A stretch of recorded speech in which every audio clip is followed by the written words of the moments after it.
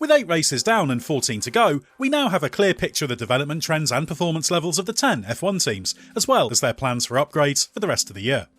So it's an ideal time to look at every team's progress. In doing so, we'll include a tally of the number of declared upgrades since the Bahrain Grand Prix for each team. This number is not a precise measure of how much each car has changed, given some teams are more forthcoming than others, even though the FIA requires all upgrades to be submitted. There's a lot to keep track of, and the stream of upgrade packages is showing no signs of abating despite the constraints of the cost cap. So here is, in no particular order, our look at every team's strengths, weaknesses and development plans. Aston Martin. Aston Martin claimed as much as 2/3 of the launch car would change during the season. It has made good on that promise with a steady stream of upgrades. The car produces good downforce and generally works the tyres well, although it remains at a disadvantage on the straights compared to Red Bull. The Canada package, which included modified side pods, engine cover and its first major floor upgrade of the year, was its most visually striking change of the season. As well as increasing downforce, this improved the ride height window of the car. The strategy is to introduce regular upgrades, what technical director Dan Fallows calls consistent development. But the key thing is that the ambition is still there to chase down Red Bull this season.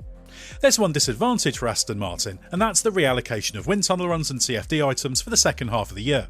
Its tally is being reduced by 20 percentage points thanks to its climb from 7th last year to 3rd in the current standings. That will inevitably have a negative impact on development rate. AlphaTauri. AlphaTauri started the season struggling with a car that, while improved in the medium and high-speed corners since 2022, proved troublesome in the lower speed sections. As Nick de Vries explained in an interview with The Race, the car has an open balance, meaning instability in the entry phase, then mid-corner understeer in the slower corners. AlphaTauri has declared the largest number of updates so far this season with 25, and things have improved, with Yuki Tsunoda picking up 10th place in both the Australian and Azerbaijan Grand Prix. That was thanks to the first of 2 major upgrade packages focused on floor changes introduced in Australia. There was a second major package introduced in Monaco that overhauled the floor from front to back and gave a downforce boost. There's more upgrades to come aimed at improving low-speed performance, with another package expected before the summer break. McLaren. The Austrian Grand Prix weekend is a big one for McLaren, which will introduce the first part of an upgrade package it characterises as almost a B-spec. This builds on the major upgrade introduced at the Azerbaijan Grand Prix in April.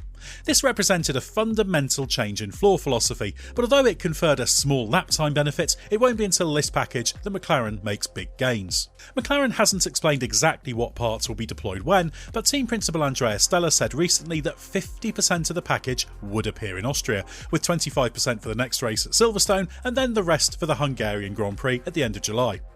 It's safe to assume there will be a major floor upgrade in amongst that.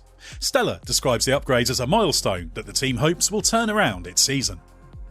Red Bull. Red Bull has, perhaps understandably, been coy in what it said about a steady stream of subtle updates to the dominant car of 2023. The tweak to RB19's sidepod inlet in Azerbaijan is probably the most significant visual change seen so far. The strengths of the Red Bull are well known, with its clever mechanical platform control helping to boost aero efficiency, so generating lots of downforce without massive drag, which was highlighted by technical director Pierre Vacher as its biggest strength.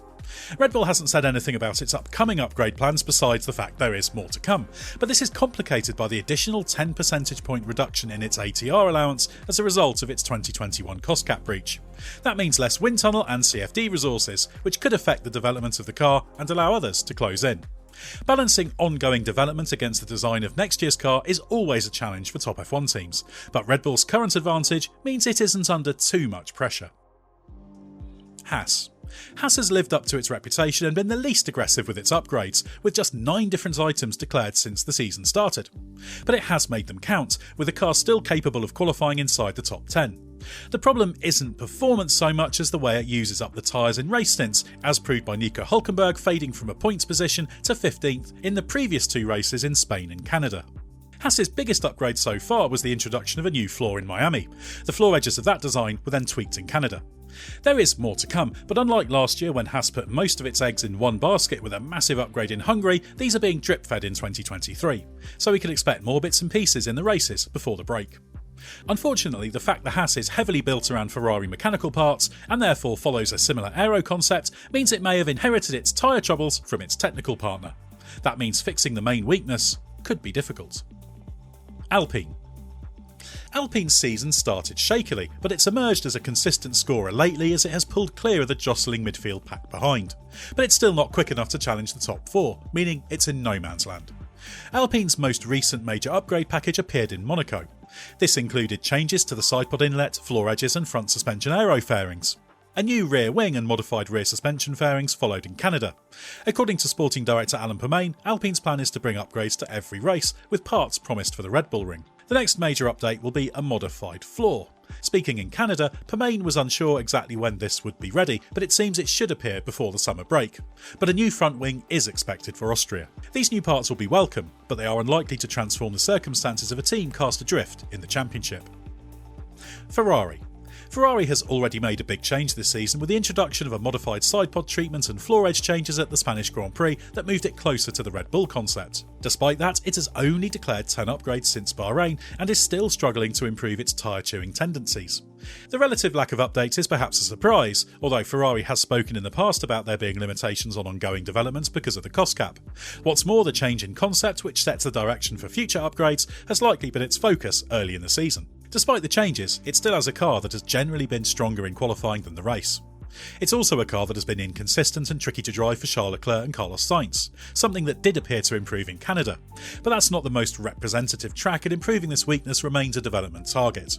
A new floor is expected before the summer break, although it's unclear whether that will be among the new parts brought to the Austrian Grand Prix, where Leclerc feels Ferrari can be back in podium contention. Williams introduced its biggest upgrade of the season in Canada with a package that included a new floor, modified rear suspension and sidepod changes. That takes its total upgrades to 23 for the season, second only to AlphaTauri. It's hoped that has consolidated its place as a regular Q2 car. Alex Albon's 7th place in Montreal was certainly promising, but head of vehicle performance Dave Robson believes that the true lap time gain will only become clear on more conventional circuits. Williams has another upgrade planned for the British Grand Prix at Silverstone. That will not be as far-reaching as the Canada package, but will build on what it calls a shift in philosophy, even though the changes are only subtle. Beyond that, Williams isn't expected to bring in any other major packages beyond some minor detail changes later in the season. Alfa Romeo. The Alfa Romeo C43 is probably the most Q2 car in F1, with the drivers usually making the second stage of qualifying but rarely breaking into the top 10. The Sauber team achieved its objectives of improving fast corner performance, and it's a decent all-rounder, except in one area, straight line speed. While its major upgrade package introduced at Monaco delivered the hoped-for performance, a few tenths as driver Zhou Guanyu put it, there's still one big weakness, the drag level. That often means it has to compromise corner performance to produce acceptable straight-line speed. Zhou says that improving this is the team's long-term focus, although he warned it might not happen until late in this season or even 2024. Mercedes. Probably the most talked about upgrade of the season was the much vaunted Mercedes package that first appeared at the Monaco Grand Prix. Touted by team principal Toto Wolff as a change of direction, this introduced a more conventional sidepod package along with tweaks to the engine cover, floor and front suspension. He says the team is cautiously optimistic about this new path. This has improved the car's stability, although it's still losing out to Red Bull in the medium and high-speed corners and on the straights. But there's more to come. Wolff recently confirmed there will be another significant upgrade at the British Grand Prix, with another potentially appearing before the summer break. However, expectations have to be kept in check. The team has promised major architectural changes to the car for 2024, ones that can't be made this year for cost cap and homologation reasons. That could include moving the cockpit rearwards, as demanded by Lewis Hamilton, and rear suspension changes as Mercedes bids to further improve its control of the mechanical platform. So it won't be until next year that we really know if Mercedes has solved all of its major problems.